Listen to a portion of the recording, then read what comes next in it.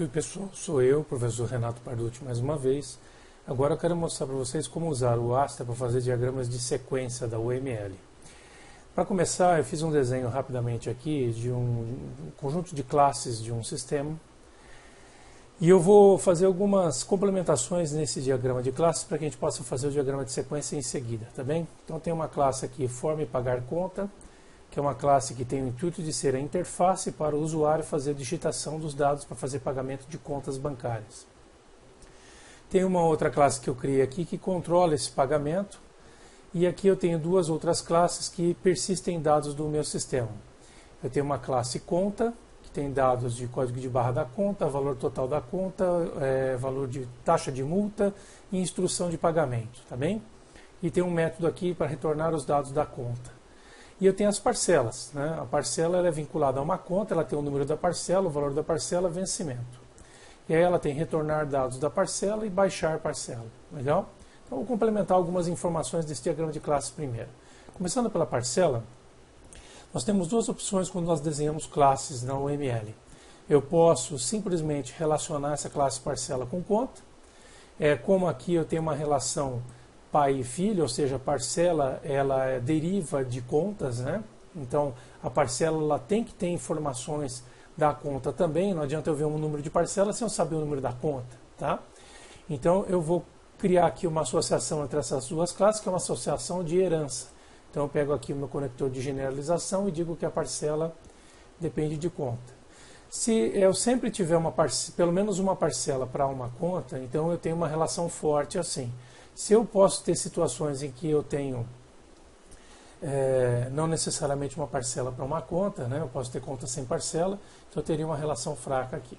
Bom, eu tenho aqui então conta e parcela associada numa relação de herança. Isso significa que dados da conta poderão ser acessados pela parcela. Porém, aqui não é o caso, porque eu estou com todos os atributos privativos e estou com um método que é público. Então, se eu quiser dizer que esses atributos aqui podem ser acessados pela classe parcela, por objetos da classe parcela, eu deveria vir aqui em conta, vir aqui em atributos e mudar a visibilidade de privativo para protegido. Então eu vou colocar todos os atributos dessa classe como protegido, de forma a permitir que na relação de herança eu possa utilizar esses atributos, acessar esses atributos a partir dos métodos da classe parcela.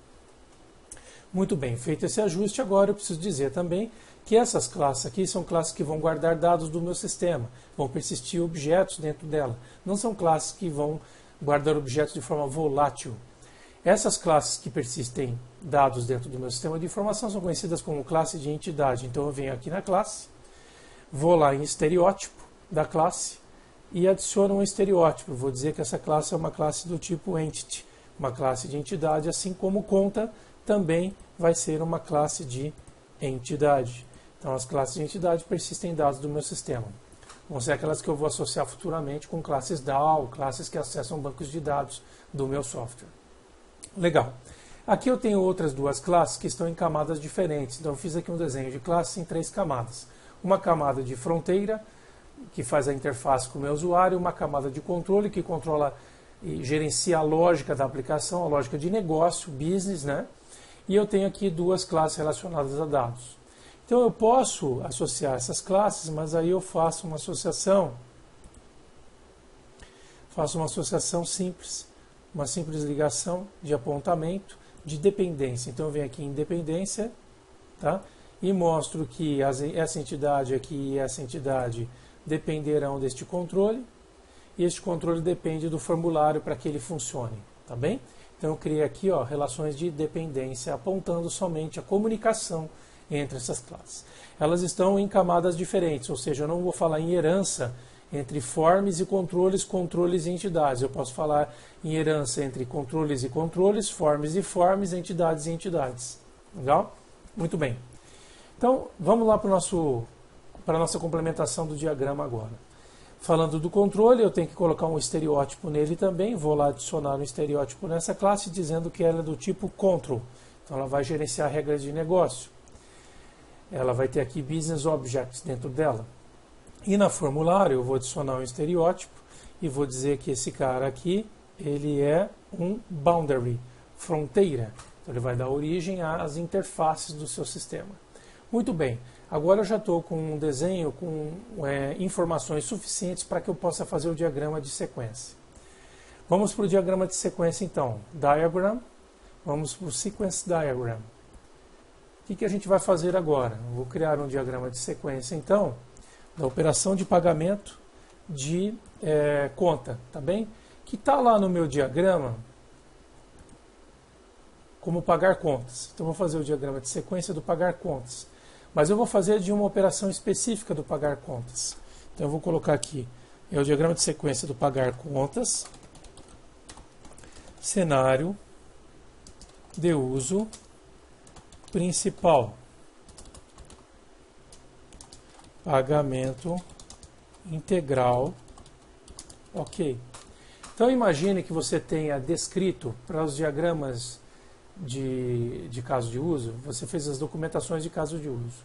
Dentro da documentação do pagamento de contas, você criou cenários. Um dos cenários é o pagamento perfeito da conta por completo, sem nenhum erro, né, sem entrar em nenhum fluxo de exceção ou alternativa.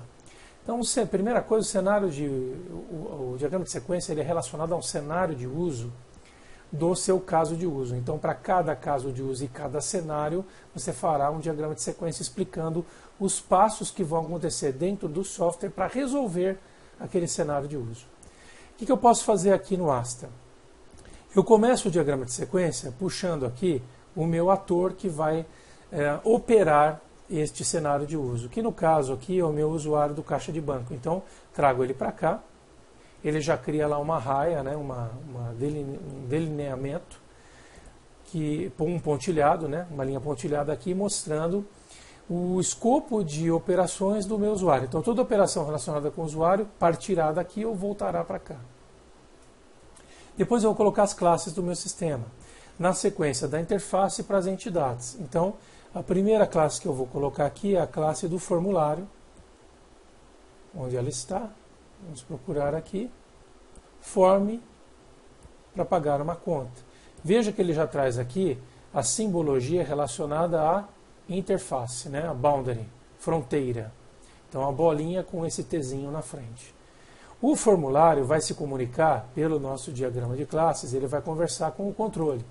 Então o que vem em seguida é o controle do pagamento.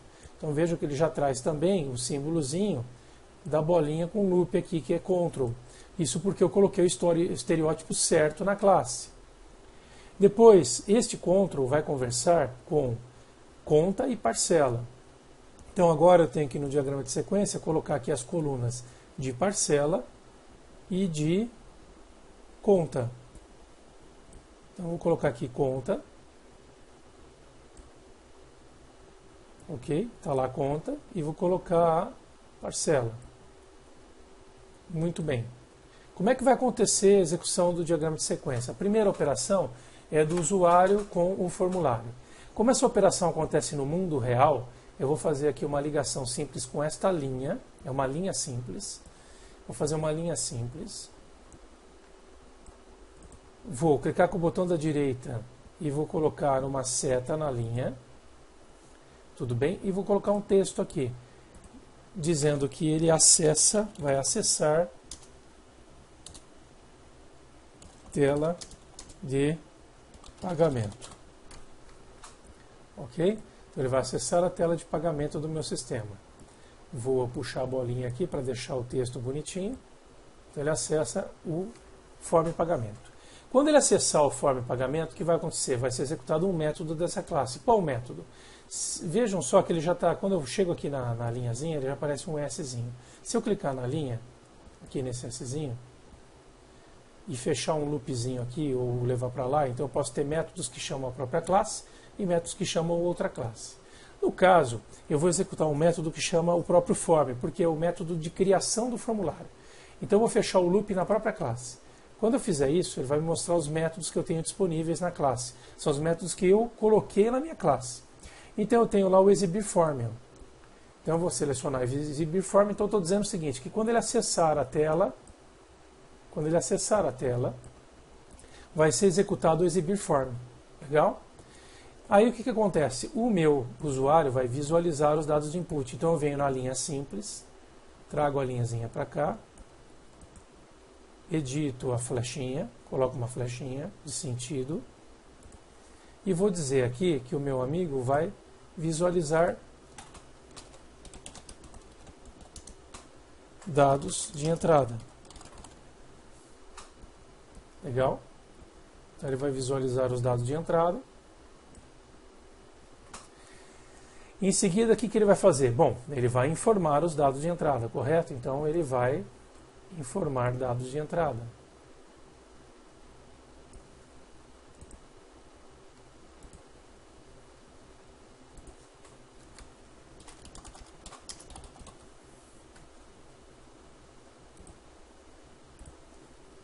Informar dados conta. Então ele vai informar os dados da conta a pagar. Bacana? Vai informar onde? No formulário. Então eu vou clicar aqui nessa barrinha, que é a barra de vida do formulário. Enquanto ela estiver esticada, significa que o formulário não foi fechado. O objeto está vivo no sistema. Então eu vou puxar esse form aqui para baixo, tá bem? Então ele executou o método, exibiu o form, o nosso usuário, então, ele visualiza os dados de entrada, informa os dados da conta que vai ser paga, e aí em seguida, então, vai ser executado um outro método. Qual o método? Então, vou selecionar aqui, ó, eu tenho métodos síncronos e assíncronos, tá? Quando eu selecionar um azinho, significa que eu vou te esperar um método que não retorna nada, ele é um void. Quando eu selecionar um szinho, significa que é um método que eu estou acionando que tem um parâmetro de retorno, tá bem? Então, no caso aqui do nosso form, ele é um método que foi colocado como síncrono. Eu vou voltar lá na minha classe. O exibir form, ele tem que me voltar um formulário. Então, eu vou aqui no base, ele não é void, ele vai voltar um formulário, um form pagar conta, tá bem? Aí fica certinho. Então, eu volto para cá, o exibir form aqui, ele vai retornar um form pagar conta, tá bom? Estava faltando essa informação. Muito bem. Depois que ele informou os dados da conta, eu tenho que buscar os dados da conta no meu sistema, tá certo? Porque ele informou um código de barra. Então eu vou executar um método síncrono que eu quero que retorne os dados da conta a ser paga. Então eu vou selecionar aqui, clicar aqui na barrinha do form, e o form agora vai chamar o controle. Por quê? Porque o form não fala diretamente com as entidades, ele fala com a camada de controle. E ele vai buscar dados da conta. Tá? Buscar dados da conta, vejam só, buscar dados da conta é um método do controle, tá bem? Então ele está chamando aqui um método do controle. Percebam que quando eu clico aqui e arrasto a setinha para cá, os métodos que são exibidos são métodos do destino. Aqui, quando eu cliquei aqui e coloquei a setinha na própria classe, ele me mostrou os métodos da própria classe, classe destino, tá bem? Então, sempre no diagrama de sequência, o método que é usado na comunicação é um método da classe destinatária. Muito bem. O controle, o que ele faz, então? O controle vai buscar os dados da conta, na verdade. O controle é só um business object. Ele vai aqui tratar alguma regrinha de negócio que tem que ser feita em cima do código que foi informado. Em seguida, tendo tudo aqui, ele vai chamar dados da conta. Não é isso? Então, eu vou pegar aqui o método síncrono e esse cara agora vai chamar conta. Então, ele vai pedir que retorne dados da conta. Legal?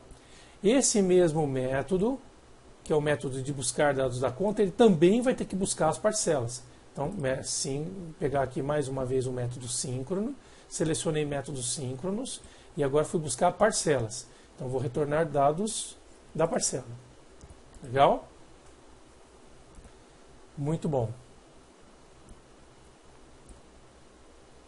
Quando esse método for executado, no final, eu tenho que dar um retorno para o meu controle, não é isso? Então agora vocês vêm aqui, não vão nos acionamentos de mensagem de métodos, nós vamos aqui em R, Reply Message, e vamos colocar aqui uma mensagem de retorno. Ele já faz uma setinha sozinho apontando que esse cara retorna dados para o chamador. Que dados? A saída, ó, conta, que é o resultado da função, tá bem? Aqui no caso ele vai retornar parcelas. Então a mesma coisa, eu vou selecionar aqui mensagem de retorno, venho aqui e clico aqui, pronto. Fez uma setinha de retorno. Não preciso colocar um rótulo aqui, porque eu já sei que é o dado que está aqui como retorno da função, tá bem? O controle, por sua vez, também retorna dados para o form. Mas que dados? Puxa vida, aqui eu não coloquei nada, né? Então, tem que ir para lá, vou lá no meu diagrama de classes, e esse buscar dados da conta, ele vai ter que retornar para mim um return value aqui, que é a parcela da conta, né? Como a parcela já é dos dados da conta, eu vou devolver para ele a parcela, que a parcela tem todos os dados. Bem? Bacana? Então coloquei parcela, volto no diagrama de sequência, então está aqui já a parcela como retorno, então ele retorna a parcela. Muito bem. Feito isso, o meu usuário, vou lá na linha simples, o meu usuário vai visualizar a parcela.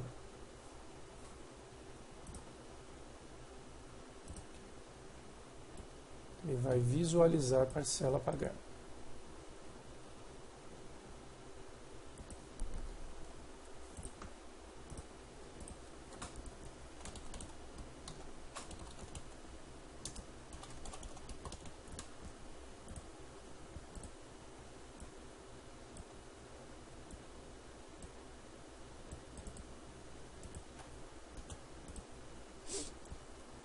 Visualizados os dados da parcela, ele vai fazer a confirmação de pagamento no mesmo formulário. Tá legal? Então eu vou aumentar o formulário aqui. Vou aumentar inclusive a barrinha do ator. Quando ele aumenta a barrinha do ator, ele aumenta todas as raias de todas as outras classes. Ele visualiza a parcela e em seguida ele vai confirmar a parcela. Por quê? Porque aqui é o cenário principal, tá certo? Ele não vai cancelar, ele não vai desistir, ele vai pagar a parcela.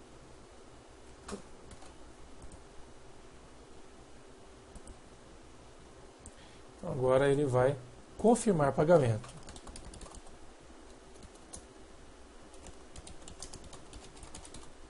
Confirmar pagamento seria, por exemplo, apertar um botão da tela de formulário. Bem, então ele vai confirmar o pagamento. Quando ele confirmar o pagamento, o que vai acontecer? O nosso amigo formulário vai executar o método síncrono, vai chamar o controle de pagamento. Legal? Então esse controle de pagamento agora vai ser executado com o método pagar conta, que ele está confirmando o pagamento. O pagar conta, por sua vez, vai chamar o método da conta. Vamos ver? Não. É direto da parcela, perdão.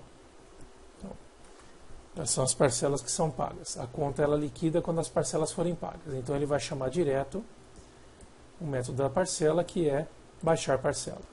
Tá bom? Que retorna um boolean. Conseguiu baixar ou não conseguiu baixar? Tá bem? Reply message, retorna. Nesse caso aqui ele é um void, não retorna nada, tá bem? Encerrou o processo. Então eu criei um caso de um diagrama de sequência, onde eu tenho aqui a operação de pagamento de conta. Beleza, pessoal? Então um exemplo rápido, sem a pretensão de ser completo a respeito do assunto, mas com isso vocês entendem como é que usa o Asta para diagramar a sequência de um caso de uso, considerando um cenário específico desse caso de uso. Legal? É isso então sobre diagrama de sequência.